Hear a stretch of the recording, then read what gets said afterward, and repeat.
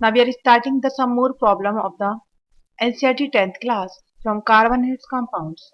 So the topic start from carbon and its compounds.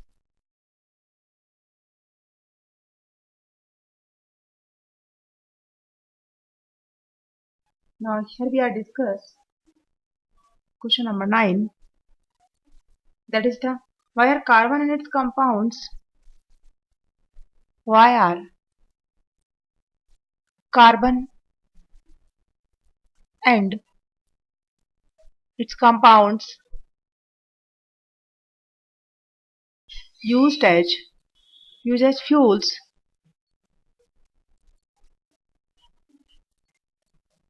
for most applications.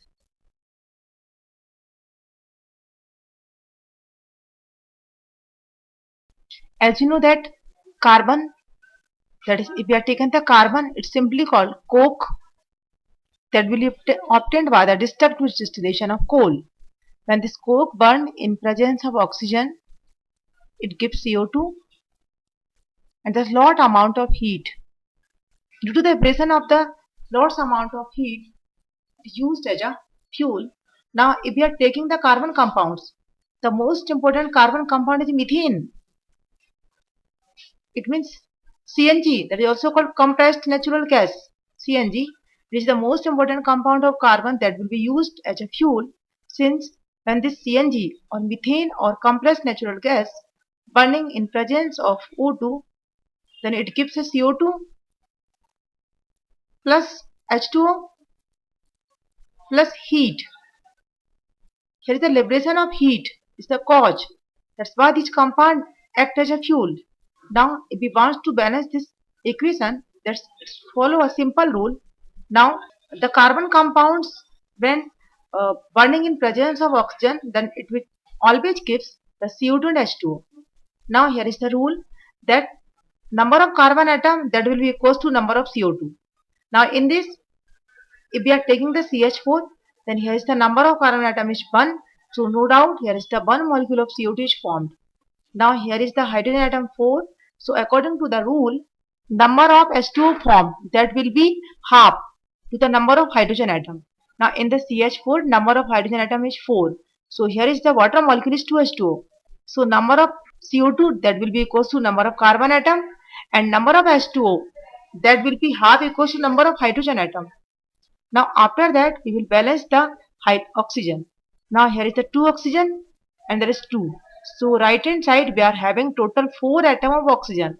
This 2 oxygen in the CO2 and 2 oxygen in the H2O. So, in the right hand side, there will be 4 atom of oxygen. But in the left hand side, we are having only 2 atoms of oxygen. Now, for the balancing of this equation, we are taking here the 2O2. Now, this is the balanced equation. So, this is the CNG, that is compressed natural gas, used as a fuel. Now, another important carbon compound, that is called LPG, liquefied petroleum gas. It's mainly contain N-butane and isobutane, that is C4H10. It's the formula of butane and isobutane. No doubt, butane and isobutane both having same formula and same molecular formula, they having difference only in the structure. If we are drawing the N-butane, now simply it's having 4 carbon. It means this type 1, 2, 3, 4. Now here is a total 10 hydrogen. So here we are taking 3 hydrogen. Since this carbon required 3 hydrogen, this carbon required 2 hydrogen, this carbon again required 2 hydrogen, this terminal carbon required 3 hydrogen. So here we are having total 10 hydrogen and 4 carbon. Now if you draw the structure of this isobutane, isobutane again having 4 carbon, its formula is C4H10. But here the change in structure 1, 2, 3. Now if we are drawing 3 carbon in the straight line and 1 carbon in the side chain in this type. Now here putting 3 hydrogen, that will be CH3. Now here is also 3 hydrogen, 6, and 3 hydrogen, that will be 9, and here is the 1 hydrogen. So this structure represent isobutane. and this structure represent N-butane. So there is only structural difference between butane and isobutane. Both are called chain isomer, since they are differ only in the structure of chain, but both having same molecular formula and same chemical reaction forward. Now if we are taking C4H10 as a fuel, it's also called liquefied petroleum gas LPG, when it is burning in presence of oxygen, then according to the rule it gives 4 moles of CO2, since it's having 4 carbon plus. In the C4H10 we are having total 10 hydrogen, so according to this rule it gives 5 moles of H2O, that is just half of the number of hydrogen and lots amount of heat. Now in the last we are balancing the oxygen. Now if we are counting the oxygen, this right hand side, this 4 into 2, that is 8, and this 5, 8 plus 5, 13.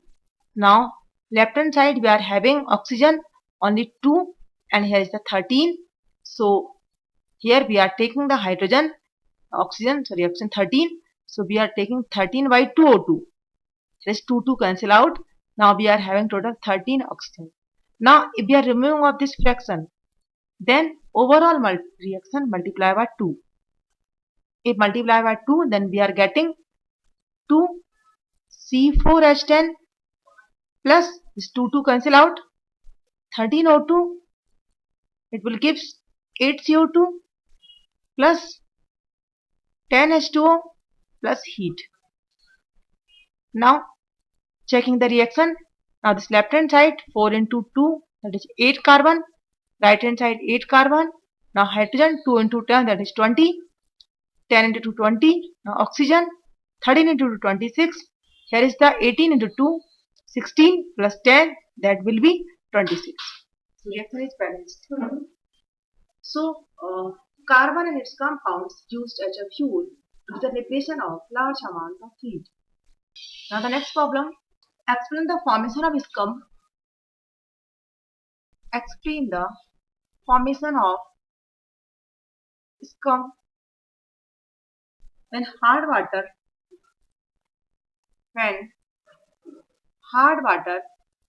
treated with soap.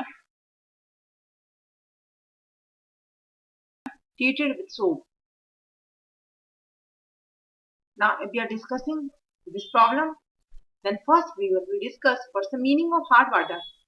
Now simply water having the formula H2O is the formula of water, simple water. Now if we are writing the formula D2O, this is the formula of heavy water. It's not a hard water, it's the heavy water, and it's the ordinary water, that is simple water. Now in the simple water there will be a possibility if in this water salt of calcium and magnesium is present, then it is called hard water. Now the next question is, which types of salt is present? Now here is the 2 types of salt is present, that may be calcium bicarbonate or magnesium bicarbonate,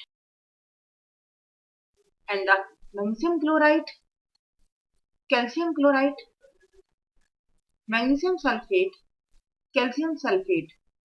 So these are the simple salt for the responsible of hardness of water. Now we will discuss what's the meaning of hardness and how it can be produced. Now if the water is hard, like water's formula H2O, and it contains salt of calcium and magnesium, then it's called hard water. And when soap its general formula is RCOONA. It's a general formula for soap. If the hard water used with the soap, now the salt of calcium and magnesium which is present in the hard water react with the soap, and the product is RCOO whole twice Ca plus 2 NaCl, and the Cl comes from the chloride salt.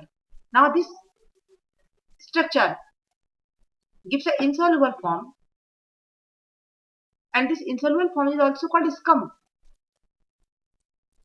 Due to the formation of scum, cleaning action of soap is not possible, since for the cleaning action of soap, this part is responsible. So, if in the water the salt is present, then soap is not giving their cleaning action. Since it's found this types of insoluble form, this insoluble form is called scum. Similar happen with the magnesium. If hard water react with soap, like it's having magnesium sulfate, now the soap react with this hot water, it gives an insoluble compound R300 whole twice magnesium plus Na2SO4. This SO4 comes from magnesium. Now this gives an insoluble form that will be also called scum. So due to formation of this insoluble form or scum, soap is not gives their cleaning action.